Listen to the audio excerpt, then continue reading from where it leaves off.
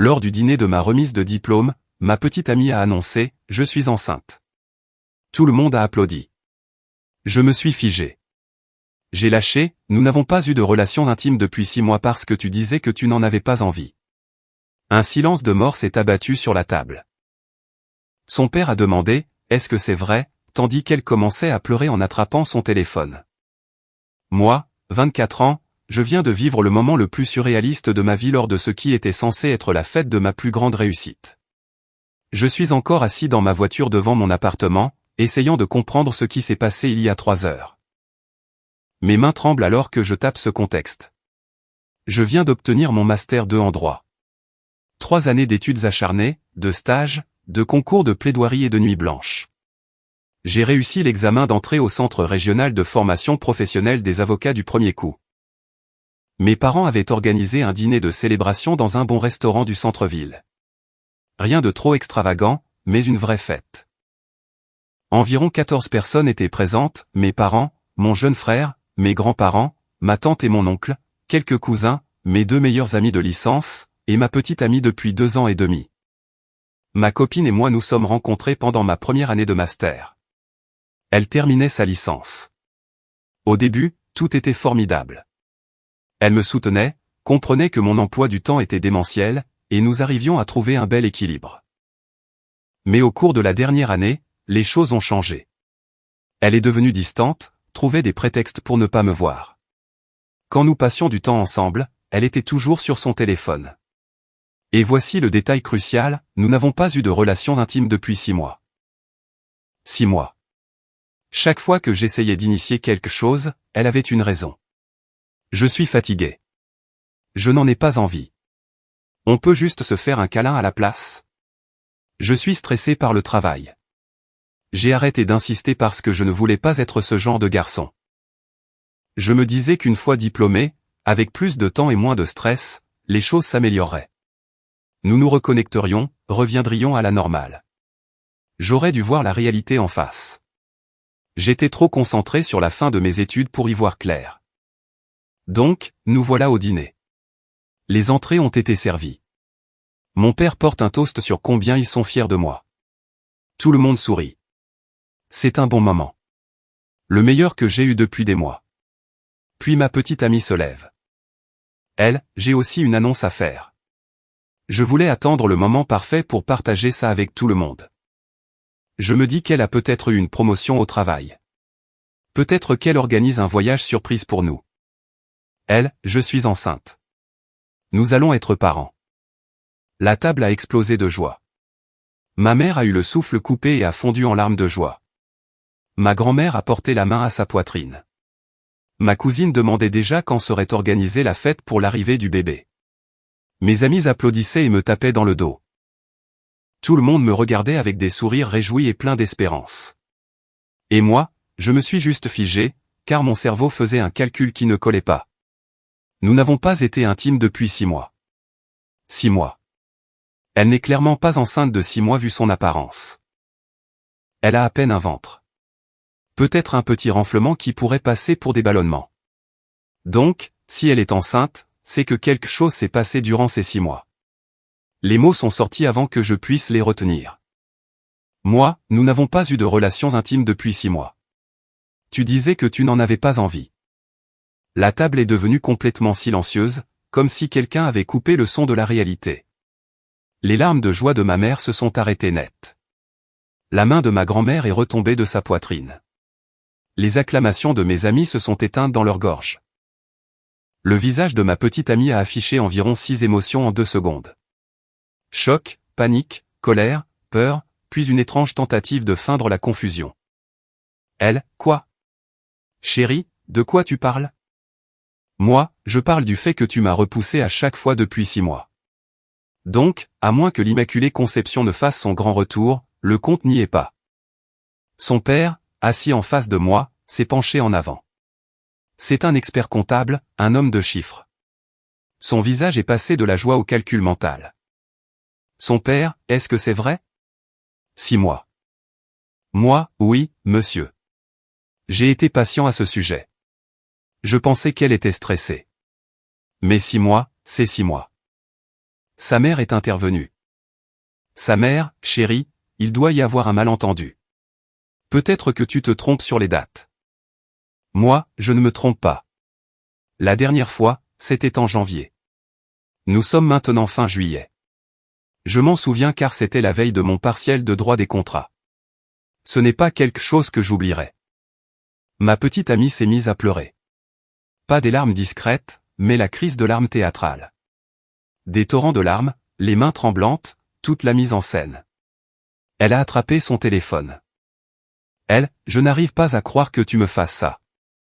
Au dîner de ta remise de diplôme, devant tout le monde. Moi, tu as annoncé une grossesse qui ne peut pas être de moi à mon dîner de célébration, devant tout le monde. Je pense que nous sommes quittes sur le plan de l'embarras public. Elle faisait défiler frénétiquement son écran, cherchant probablement quelqu'un à appeler, quelqu'un pour la soutenir, quelqu'un pour la sortir du trou qu'elle avait elle-même creusé. Sa mère s'est levée et a passé son bras autour d'elle. Sa mère, allons aux toilettes. Calme-toi. On va régler ça. Elles sont parties. La table est restée dans un silence stupéfait. Mon père, que Dieu le bénisse, s'est raclé la gorge et a dit, eh bien, ce n'est certainement pas comme ça que j'imaginais la soirée. Ma grand-mère, qui a 78 ans et n'a plus aucun filtre, m'a regardé et a déclaré, je savais que je n'aimais pas cette fille. Il y avait quelque chose dans son regard. Mon ami s'est penché et m'a murmuré, mec, je suis vraiment désolé. C'est de la folie. Je suis resté assis là, à regarder la chaise vide où ma copine était assise quelques instants plus tôt, essayant de réaliser que ma relation de 2 ans et demi venait de se terminer entre les amuse-bouches et un mensonge. Son père était toujours à table. Il n'avait pas suivi sa femme et sa fille aux toilettes. Il était juste assis, fixant son assiette. Son père, doucement, je vais te demander quelque chose et j'ai besoin que tu sois honnête avec moi. Moi, oui, monsieur. Son père, a-t-il une chance, la moindre chance, que tu te trompes sur les dates? Moi, non, monsieur. Croyez-moi, j'aimerais bien qu'il y en ait une. Il a hoché la tête lentement. Puis il s'est levé, a posé 200 € sur la table, bien plus que sa part du repas, et s'est dirigé vers les toilettes. Je n'ai eu de nouvelles d'aucun d'eux depuis. Le téléphone de mon ex tombe directement sur la messagerie vocale. Sa mère m'a bloqué de partout en moins d'1 heure. Son père ne m'a pas contacté. Je suis assis dans ma voiture maintenant parce que je ne veux pas encore rentrer dans mon appartement. La moitié de ses affaires sont là-bas. Son shampoing dans ma douche, ses gâteaux dans ma cuisine, son oreiller sur mon lit. Les preuves d'une relation que je croyais réelle. Je ne sais pas quoi faire maintenant. Je ne sais pas si je suis censé la contacter, attendre, ou quoi que ce soit d'autre. Tout ce que je sais, c'est que 6 mois à ne pas en avoir envie prennent soudain tout leur sens. Je ferai une mise à jour quand j'en saurai plus. Pour l'instant, j'essaie juste de respirer. Mise à jour 1. 3 jours plus tard. Beaucoup de choses se sont passées depuis que mon dîner de célébration a implosé, et j'ai besoin d'en parler parce que la situation a considérablement empiré. D'abord, laissez-moi répondre à quelques questions. Oui, je suis certain à 100% de la chronologie. Oui, il n'y a aucune chance que le bébé soit de moi. Et oui, j'ai repassé ce dîner dans ma tête 1 millier de fois en me demandant si j'aurais dû gérer les choses différemment. Mais honnêtement, elle a choisi de faire cette annonce publiquement. Je n'ai pas eu le temps de la prendre à part. Elle m'a mis au pied du mur. Ma réaction a été la seule réponse honnête que je pouvais donner sur le moment. Maintenant, pour ce qui s'est passé après la soirée du dîner. Je suis finalement rentré à mon appartement. Je suis resté assis dans le noir un long moment.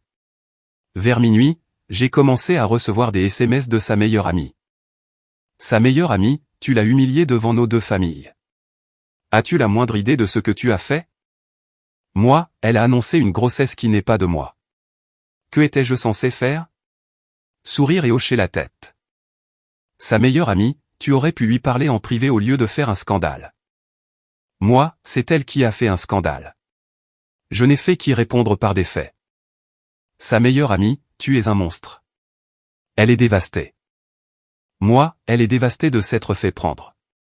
Il y a une énorme différence. Sa meilleure amie a cessé de répondre après ça. J'ai bloqué son numéro car je n'avais pas besoin de cette énergie toxique. Le lendemain matin, samedi, j'ai été réveillé par des coups violents à ma porte. C'était sa mère. Sa mère, nous devons parler. Laisse-moi entrer. Je ne l'ai pas laissé entrer. Nous avons parlé sur le palier. Sa mère, tu dois t'excuser publiquement auprès de ma fille. Dis à tout le monde que tu as fait une erreur sur les dates. Moi, je n'ai pas fait d'erreur. Sa mère, elle me dit que vous étiez ensemble en avril. Elle dit que tu mens à propos de janvier pour la faire passer pour une menteuse. Moi, avril, ça ne ferait que 3 mois. Si elle prétend que le bébé est de moi, ça n'aide pas son compte. Le visage de sa mère a vacillé. Elle n'y avait clairement pas réfléchi. Sa mère, eh bien, peut-être qu'elle est plus avancée dans sa grossesse qu'il n'y paraît. Certaines femmes ne montrent pas beaucoup de ventre au début. Moi, madame, avec tout mon respect, elle a annoncé ça comme une nouvelle de début de grossesse. Si elle était enceinte de 6 mois, elle l'aurait su et me l'aurait dit bien avant. Ça ne tient pas la route, peu importe comment on retourne le problème. Sa mère, tu détruis sa réputation pour une bête histoire de calcul. Moi, elle a détruit notre relation avec des mensonges. Le calcul est juste la façon dont j'ai découvert la vérité. Sa mère est partie après m'avoir menacé de s'assurer que tout le monde sache quel genre d'homme je suis vraiment. J'ai documenté l'échange, pris des notes avec les heures précises juste après son départ. Quelque chose me disait que j'aurais peut-être besoin de ces archives. Dimanche a été calme. Trop calme. J'ai profité de ce temps pour commencer à séparer ma vie de la sienne. J'ai changé mon mot de passe Netflix. Je l'ai retiré de mon abonnement familial Spotify. J'ai mis à jour mes contacts d'urgence. Des petites choses qui semblaient soudainement énormes. Lundi matin, j'ai reçu un appel de son père. J'ai été surpris qu'il me contacte directement. Son père, je te dois des excuses. Moi, monsieur. Son père, j'ai longuement parlé avec ma fille. Elle a finalement admis que le bébé n'est pas de toi. Elle voyait quelqu'un d'autre depuis février. Février. Elle me trompait depuis 5 mois, me repoussant intimement tout en ayant une relation avec quelqu'un d'autre, me faisant sentir que le problème venait de moi. Moi, j'apprécie que vous ayez l'honnêteté de me le dire. Son père, je n'appelle pas pour lui trouver des excuses. Ce qu'elle a fait est inacceptable. Ce que vous avez essayé de faire à ce dîner, te piéger pour que tu élèves l'enfant d'un autre homme, c'était pire. Je ne l'ai pas élevé pour être cette personne. Et je ne sais pas d'où cela vient. Moi, savez-vous qui est l'autre homme? Son père, un collègue. Apparemment, il est marié. Quand elle lui a parlé de la grossesse, il a clairement indiqué qu'il ne quitterait pas sa femme. C'est pourquoi elle a essayé de te refiler la situation. Les pièces du puzzle se sont assemblées. Elle était tombée enceinte d'un homme marié qui ne voulait rien avoir à faire avec elle ou le bébé. Alors, elle a décidé de confier le fardeau au petit ami stable, fraîchement diplômé en droit, dont elle savait qu'il ferait ce qui est juste. J'étais sa roue de secours, son filet de sécurité, le dindon de la farce. Son père, la décision finale t'appartient. Je ne serai pas en colère, quel que soit ton choix, mais je voulais que tu connaisses l'entière vérité. Moi, je l'apprécie plus que vous ne pouvez l'imaginer. Son père, pour ce que ça vaut, tu as géré ce dîner avec plus de dignité que la plupart des hommes ne l'auraient fait. Tu n'as pas hurlé, tu n'as pas insulté, tu n'as pas fait un scandale plus grand que nécessaire. Tu as juste énoncé des faits. Cela a demandé beaucoup de sang-froid. Moi, je n'avais pas l'impression d'avoir du sang-froid. J'avais l'impression d'être en état de choc. Son père, parfois, de l'extérieur, les deux se ressemblent. Nous avons terminé l'appel en de très bons termes. Son père n'est pas le méchant dans cette histoire, et je respecte profondément le fait qu'il ait eu l'intégrité de découvrir la vérité et de la partager directement avec moi. Mais ensuite, mardi est arrivé. J'ai reçu un SMS d'un numéro que je ne reconnaissais pas. C'était une capture d'écran d'une publication Facebook que mon ex avait rédigée. Je n'ai plus Facebook, donc je ne l'avais pas vue. La publication disait « Certaines personnes révèlent leur vrai visage quand vous avez le plus besoin d'elles. Je traverse la période la plus difficile de ma vie et au lieu de recevoir du soutien, j'ai été abandonné et humilié par quelqu'un que je pensais m'aimer. Si vous me voyez en difficulté. Maintenant vous savez pourquoi. Certains hommes ne sont pas prêts à assumer leurs responsabilités. Il y avait 89 mentions j'aime et 34 commentaires, principalement de ses amis et de sa famille offrant leur sympathie et m'insultant de tous les noms. Elle réécrivait l'histoire, se présentant comme la victime, faisant de moi le bourreau qu'il a abandonné dans son moment de détresse. J'ai pensé à répondre, à faire ma propre publication, à me défendre publiquement. Mais un dicton que mon père répétait souvent m'est revenu en tête, ne te bats jamais dans la boue avec un cochon. Vous vous salissez tous les deux, mais le cochon, lui, adore ça. À la place, j'ai fait des captures d'écran, j'ai tout sauvegardé, et j'ai commencé à penser de manière stratégique. Si elle veut jouer au jeu de l'opinion publique, très bien. Mais je suis un juriste maintenant. Je sais comment monter un dossier solide. Et je sais que la vérité finit toujours par éclater. D'autres mises à jour à venir. Mise à jour 2. 8 jours plus tard. Les choses ont dégénéré d'une manière que je n'attendais pas, et je veux tout documenter car cette situation a pris une tournure juridique. Après sa publication sur Facebook me dépeignant comme le lâche qu'il a abandonné, j'ai pris une décision. Je n'allais pas m'engager publiquement, mais je n'allais pas non plus laisser des mensonges sans réponse dans les domaines qui comptaient vraiment. Voici ce que j'ai fait. Premièrement, j'ai contacté en privé les personnes qui étaient au dîner. Ma famille connaissait déjà la vérité. Ils étaient présents. Mais j'ai aussi contacté mes 2 amis qui ont tout vu et leur ai demandé s'ils seraient prêts à me rédiger des attestations écrites sur ce qui s'était réellement passé. Pas encore pour un tribunal, mais juste pour mes archives personnelles. Les 2 ont accepté immédiatement. Déclaration de mon ami, j'étais présent au dîner lorsqu'X a annoncé sa grossesse. L'intéressé a répondu en déclarant qu'il n'avait pas eu de relations intimes depuis 6 mois. C'était clairement une nouvelle pour tout le monde à table, y compris pour les parents de X. L'intéressé n'a pas crié, n'a proféré aucune menace, et ne s'est pas comporté de manière inappropriée. Il a énoncé un fait concret en réponse à son annonce. Deuxièmement, j'ai fouillé dans mon téléphone et compilé chaque SMS des 6 derniers mois où elle avait refusé toute intimité. Il y en avait un nombre incalculable. Pas ce soir. Je suis épuisé. On peut juste regarder un film. J'ai mal à la tête. Je ne suis pas d'humeur. Ne le prends pas personnellement. Tous datés, horodatés, et rigoureusement documentés. Troisièmement, et c'est là que ça devient intéressant, j'ai découvert quelque chose de totalement inattendu. En organisant mon dossier, j'ai consulté mon espace de stockage en ligne pour voir s'il y avait quelque chose de pertinent dans nos dossiers partagés. C'est là que j'ai trouvé la faille. Elle avait accidentellement synchronisé les photos de son téléphone sur mon espace de stockage en mars dernier, lorsqu'elle m'avait emprunté mon ordinateur portable pour imprimer des documents. Je ne l'avais jamais remarqué car ces fichiers étaient enfouis dans un dossier que je consultais rarement. Mais les preuves étaient là, des photos d'elle avec un autre homme. Rien de strictement explicite, mais l'attitude était clairement romantique. Il se tenait la main, elle était blottie contre lui. Sur une autre, il l'embrassait dans le cou. Les informations des fichiers indiquaient les dates précises. Mars, avril, mai, à de multiples reprises. Ce n'était pas un simple écart d'un soir. C'était une relation suivie et continue. J'ai tout sauvegardé et verrouillé dans un dossier sécurisé. Je tiens à être clair. Je ne prévois pas de les publier ou de les diffuser sur les réseaux sociaux. Ce n'est pas dans mes habitudes et, honnêtement, ça me ferait passer pour quelqu'un de mesquin.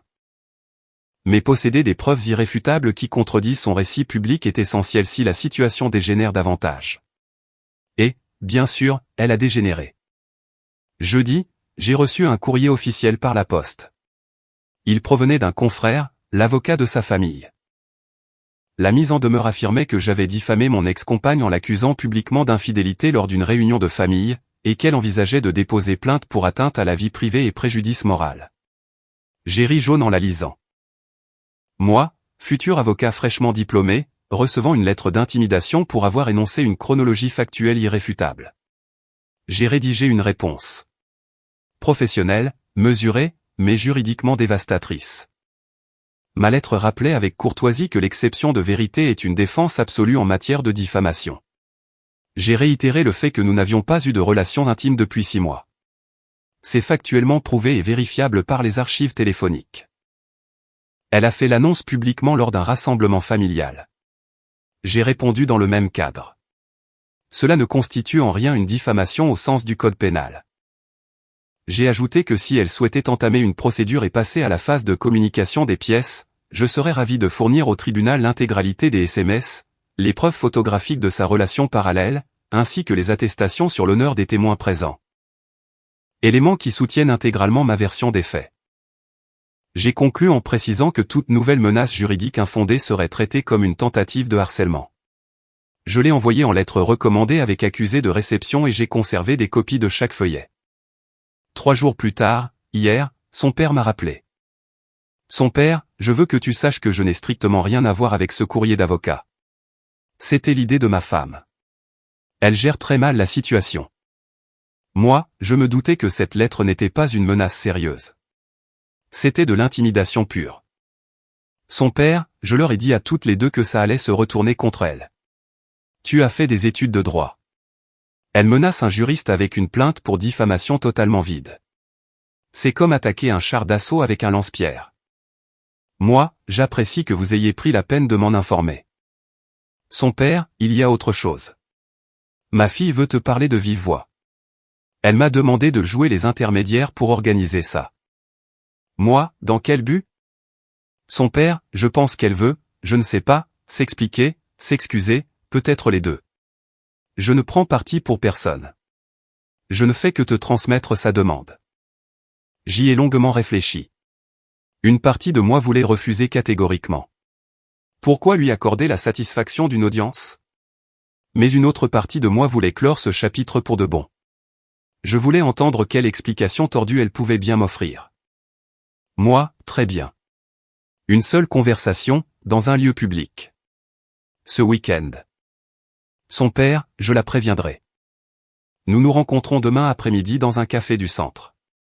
Je n'ai aucune idée de ce qu'elle va me raconter, mais j'y vais sans la moindre attente. Quoi qu'elle dise, cela ne changera rien au fait. Ça ne rendra pas cet enfant le mien. Ça n'effacera pas les 5 mois de mensonges quotidiens. Mais peut-être que j'obtiendrai des réponses concrètes.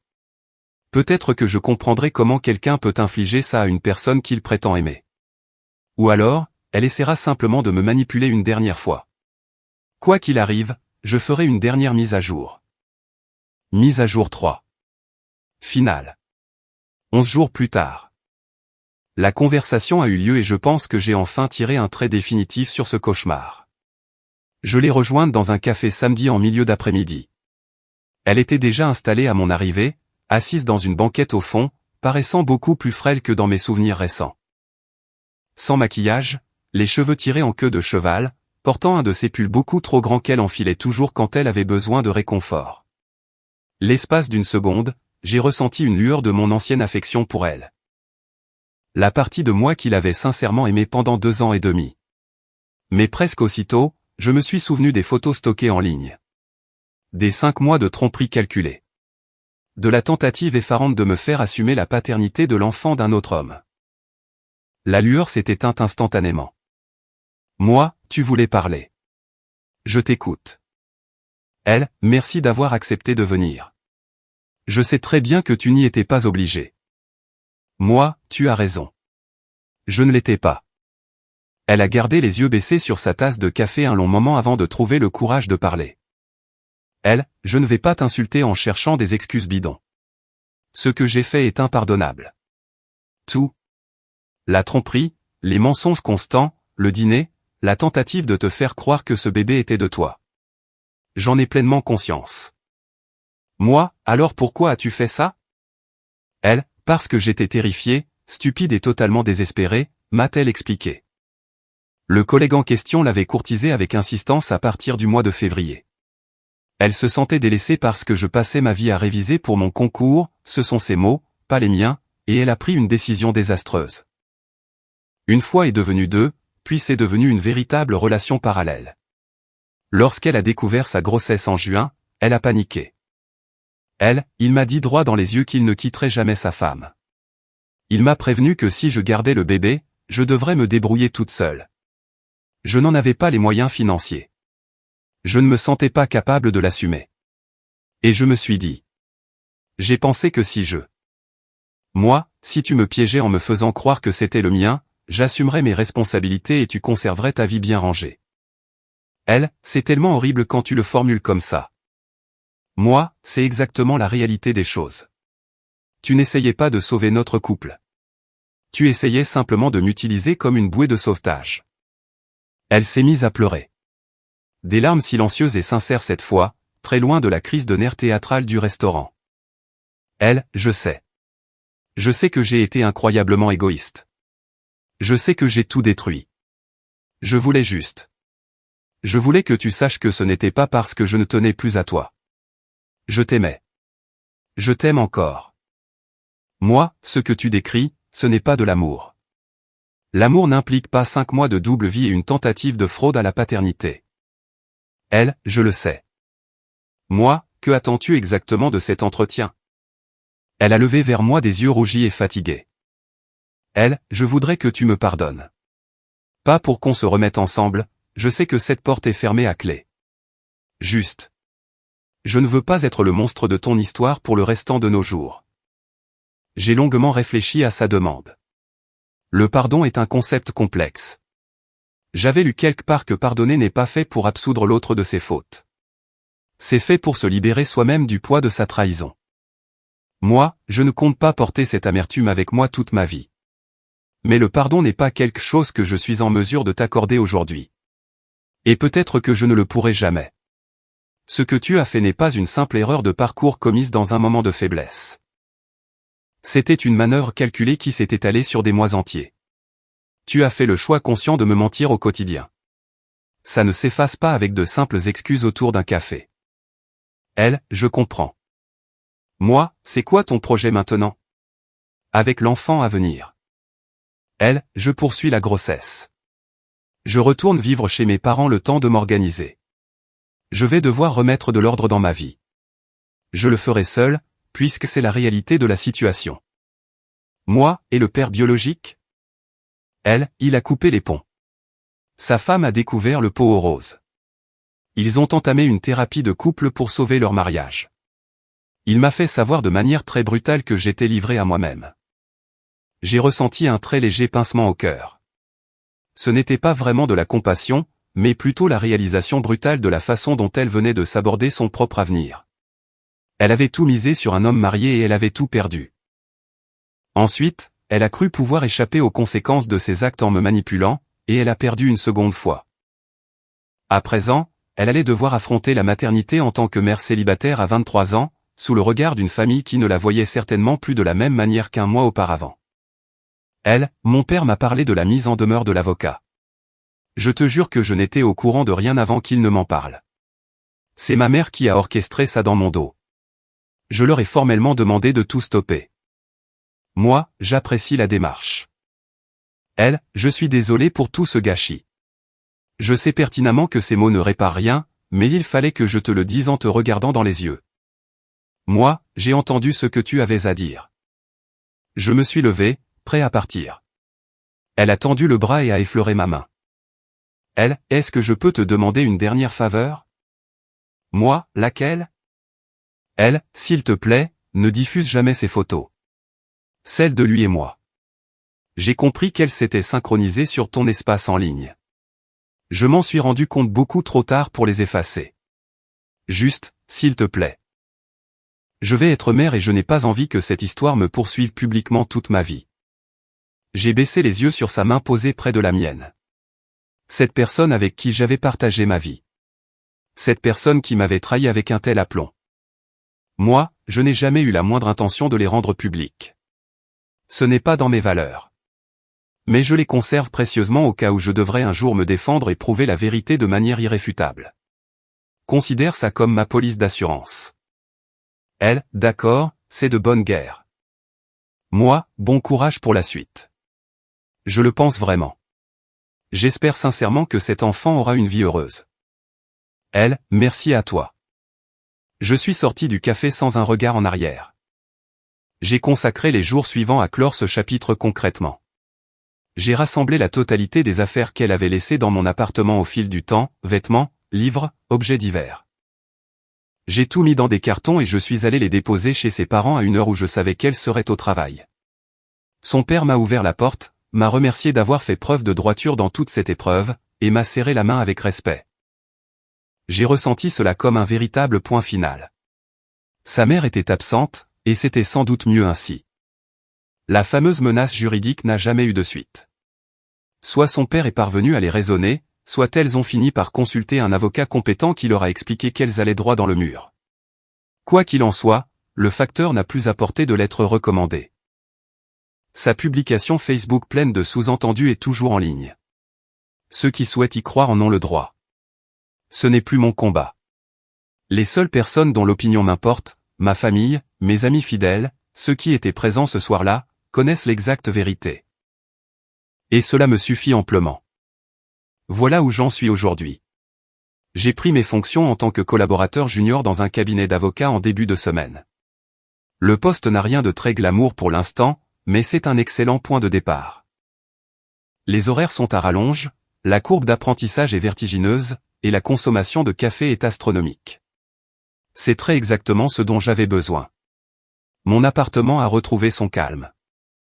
Plus un seul flacon de cosmétiques qui traîne sur le bord du lavabo, plus d'oreillers imprégnés de son parfum. Mon espace est plus ordonné qu'il ne l'a été depuis 2 ans. Plus vide, incontestablement, mais plus propre. Je ne cherche à rencontrer personne. Je n'y suis pas prêt. Les blessures de confiance laissées par cette trahison vont demander du temps pour cicatriser correctement. Mon ami insiste régulièrement pour me présenter une amie de sa compagne, mais je lui ai expliqué que j'avais besoin de temps, de beaucoup de temps, probablement une bonne année devant moi. Quelques réflexions pour conclure cette histoire. Premièrement, fiez-vous toujours à votre instinct. Au fond de moi, je savais que quelque chose clochait quand elle a subitement cessé de rechercher toute intimité physique. Je lui ai trouvé toutes les excuses du monde, j'ai rationalisé la situation, je me suis même culpabilisé en me disant que j'étais trop absorbé par la préparation de mon concours. J'aurais dû ouvrir les yeux. Les signaux d'alarme clignotaient, j'ai simplement refusé de les voir. Deuxièmement, les confrontations publiques ne sont pas systématiquement à proscrire. La sagesse populaire conseille souvent de prendre de la hauteur et de régler ses comptes en privé. Mais elle avait délibérément choisi de faire cette annonce théâtrale lors du dîner de ma réussite, devant toute ma famille, dans le but évident de me piéger dans un mensonge qui aurait scellé mon avenir. Ma réaction a été honnête, factuelle et mesurée. Je n'éprouve pas le moindre regret. Troisièmement, constituez toujours des preuves. Les SMS sauvegardés, les photos récupérées, les attestations des témoins, c'est ce dossier factuel qui m'a protégé lorsqu'elles ont tenté d'inverser les rôles et de me faire passer pour le coupable. Sans ces éléments tangibles, cela se serait résumé à ma parole contre la sienne. Et elle s'est avérée être une manipulatrice bien plus redoutable que je ne l'aurais jamais imaginé. Quatrièmement, tout le monde ne finit pas par s'amender. Elle ne va pas miraculeusement se transformer en une personne exemplaire à la suite de cette épreuve. Elle subit les conséquences de ses actes, certes, mais de ce que j'ai pu constater sur ses réseaux sociaux, elle est déjà en train de réécrire le récit pour se draper dans le costume de la victime. Certains individus ne se remettent jamais en question, ils se contentent de trouver de nouvelles personnes à tromper. Cinquièmement, c'est à vous de décider quand le chapitre est clos. Cet ultime échange au café n'a pas miraculeusement effacé ma rancœur, mais il m'a offert l'opportunité de la regarder dans les yeux une dernière fois et d'avoir l'intime conviction que j'avais pris la bonne décision, que je valais bien mieux que ça. Et que partir sans me retourner était ma seule option viable. Ce dîner aurait dû être la simple célébration de ma réussite professionnelle. Il s'est transformé en la soirée où mon couple a volé en éclats de la manière la plus violente qui soit. Mais avec le recul, c'est peut-être la plus grande chance de ma vie. J'ai découvert sa véritable nature avant que nous ne signions un bail commun, avant que nous ne passions devant le maire, et surtout, avant que je ne sois légalement lié à un enfant qui n'était pas de moi. La révélation a été d'une violence inouïe, mais le timing a été ma salvation. Je vais aller me préparer à dîner. Quelque chose de rapide, juste pour moi. Mettre une série dont elle se serait plainte à coup sûr. Savourer le silence de mon salon. Merci d'avoir lu tout ce récit chaotique. Mettre des mots sur cette histoire m'a fait un bien fou. Parfois, on a simplement besoin que des inconnus objectifs vous confirment que vous n'êtes pas fou, que vous avez eu raison de fuir, et que certaines grandes déclarations nécessitent une vérification factuelle immédiate. Le compte n'y était définitivement pas, et aujourd'hui, je suis enfin libre. Commentaire, bonjour à tous, j'espère que ce partage résonne en vous et vous invite à une profonde réflexion. Parfois, la vie nous place face à des situations inconcevables pour tester notre estime de soi. Savoir tracer des limites fermes et refuser de porter le fardeau des erreurs d'autrui est un acte de courage immense. Il est tout à fait possible de s'éloigner d'un environnement malsain tout en gardant sa dignité et sa politesse. Garder la tête froide face à la manipulation demande une grande force de caractère. Le véritable apaisement ne vient jamais de la vengeance, mais de la capacité à tourner la page pour protéger sa paix intérieure. Vous méritez tous des relations basées sur l'honnêteté, la loyauté et un respect mutuel inébranlable. Les épreuves douloureuses agissent souvent comme des détours nécessaires pour nous guider vers un avenir plus authentique.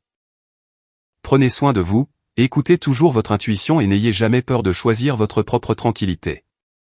Si vous avez aimé, n'oubliez pas de laisser un commentaire et de soutenir la chaîne en vous abonnant. À bientôt pour les prochaines stories.